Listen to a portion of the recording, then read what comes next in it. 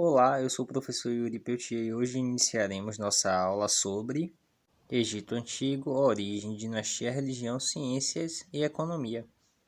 O Egito, na antiguidade, teve sua história marcada por fases bastante diferentes, períodos pré-dinástico e dinástico, como veremos mais adiante, em que a religiosidade e a política foram os pontos centrais.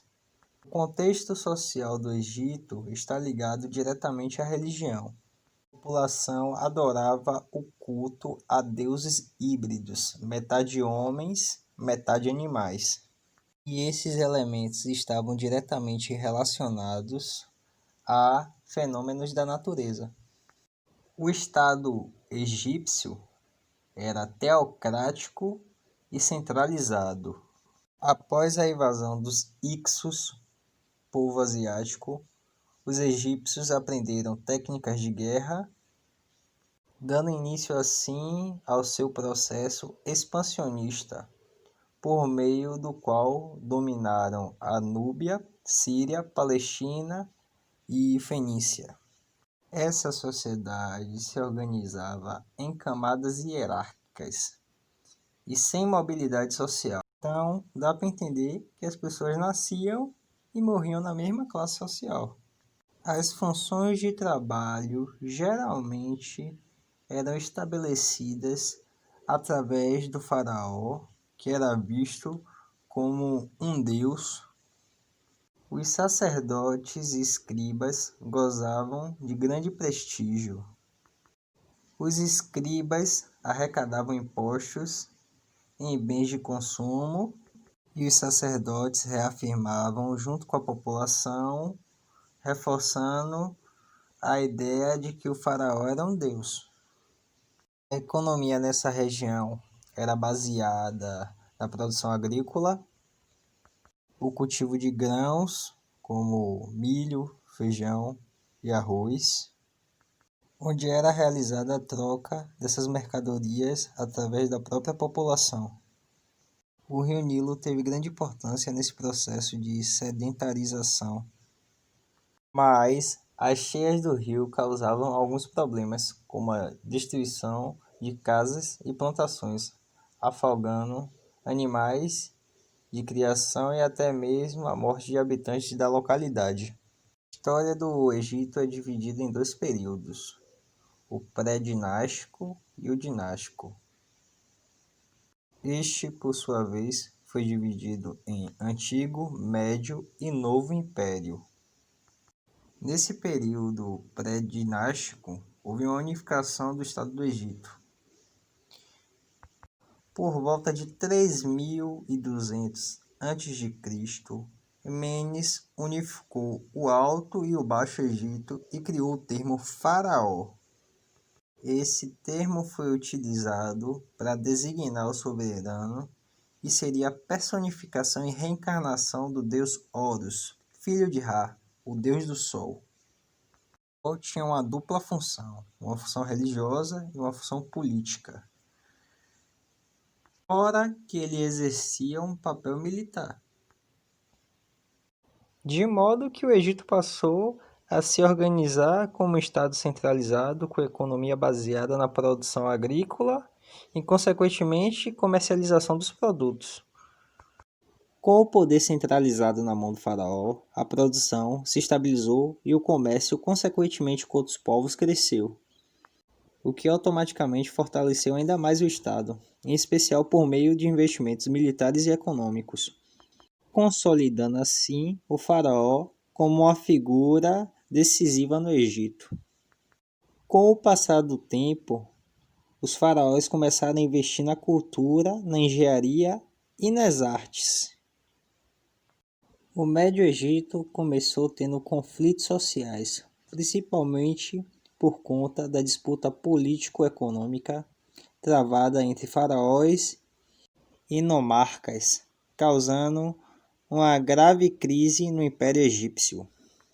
O chamado Segundo Período Intermediário do Médio Império Egípcio por volta de 785 a.C., foi marcado por seu enfraquecimento devido às constantes invasões de povos asiáticos na região central do Oriente Médio. Esses invasores passaram a ter controle político e administrativo, inclusive sobre terras cultiváveis. Foi assim que os Hyksos invadiram o Egito e estabeleceram seu domínio. Os egípcios não foram capazes de deter os invasores, pois eles não tinham um exército tão grande, tão forte e organizado como o dos Hyksos, que também possuíam máquinas de guerra, como catapultas e outras armas. Sem reação, os faraós e sua nobreza se refugiaram em Tabas, onde foram tratados como cidadãos comuns. Em meados de 1555 a.C., a partir de Tabas, com o aprendizado das técnicas de guerra dos Hyksos, os faraós reagiram e os derrotaram, restaurando o poder faraônico e dando início ao novo Império Egípcio. O novo império foi marcado com a expulsão dos Hyksos sob a liderança do faraó Amozis I, que trouxe no momento inicial paz à sociedade. Houve também uma fase de crescimento econômico, fortalecendo ainda mais a população agrícola, o que dinamizou o comércio. Dentre os territórios que foram dominados, destacam-se Núbia, a Palestina, a Síria e a Fenícia. O Egito também escravizou os hebreus, povo da região ocidental do Oriente Médio que havia entrado pacificamente no território egípcio ainda no período da invasão dos Hyksos, no Médio Império. Mas vamos deixar para falar sobre o povo hebreu na próxima aula. A queda do novo Império Egípcio foi causada principalmente pelas divergências políticas existentes entre os faraós e os sacerdotes. Os sacerdotes tinham como objetivo enfraquecer o poder faraônico para tentar controlar o Egito. Dessa disputa ocorreu uma divisão territorial em Alto e Baixo Egito.